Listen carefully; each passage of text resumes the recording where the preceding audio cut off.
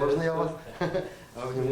Проходи, пожалуйста. Эти люди не понаслышке знают, каково это родиться во второй раз, что значит быть на грани и жить в ожидании. Год назад Динару Мифтахову диагностировали нарушение сократительных функций сердца. Для спасения срочно требовалась пересадка.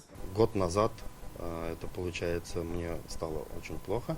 Вот, как бы и ходить не мог, отек был, дышать не мог, получается. Вот.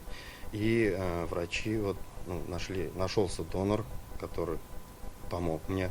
И вот пересадили мне сердце. Тогда бригада врачей МКДЦ подарила 33-летнему жителю Высокой горы новую жизнь. Операция по пересадке сердца длилась больше 6 часов. Чувствую себя хорошо, очень хорошо, хожу, работаю. Вот есть Бог, и вот Бог послал этих врачей, чтобы помогать людям.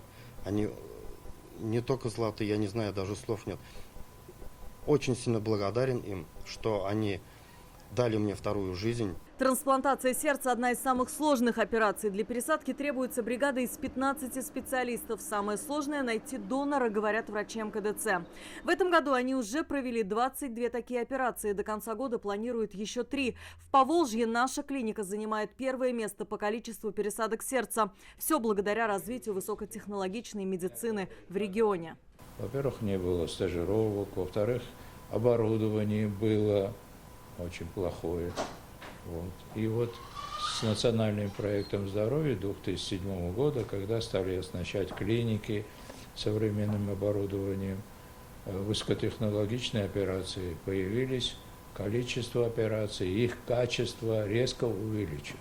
Показатель выживаемости пациентов с каждым годом растет. В Татарстане это 75-80% в течение 10 лет. В мире это 56%. По словам врачей, в Татарстане 9% взрослого населения страдают от сердечной недостаточности.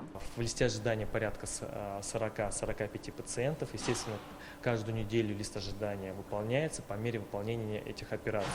Количество этих операций уменьшаться не будет, потому что сердечная недостаточность – это, можно сказать, бич современной цивилизации. Потребность данной операции, она будет иметь место. Средняя стоимость трансплантации сердца – 1,5 миллиона рублей. Каждый год федеральный Минздрав выделяет республике 5-6 квот. Остальные расходы покрывает бюджет Татарстана. И только наличие высокого уровня развития системы здравоохранения создает предпосылки для того, чтобы появилась трансплантация. Причем не трансплантация ради каких-то репутационных вещей, да, там 1-2 трансплантации в год для того, чтобы сказать, мы делаем трансплантацию, мы занимаемся. Это не так.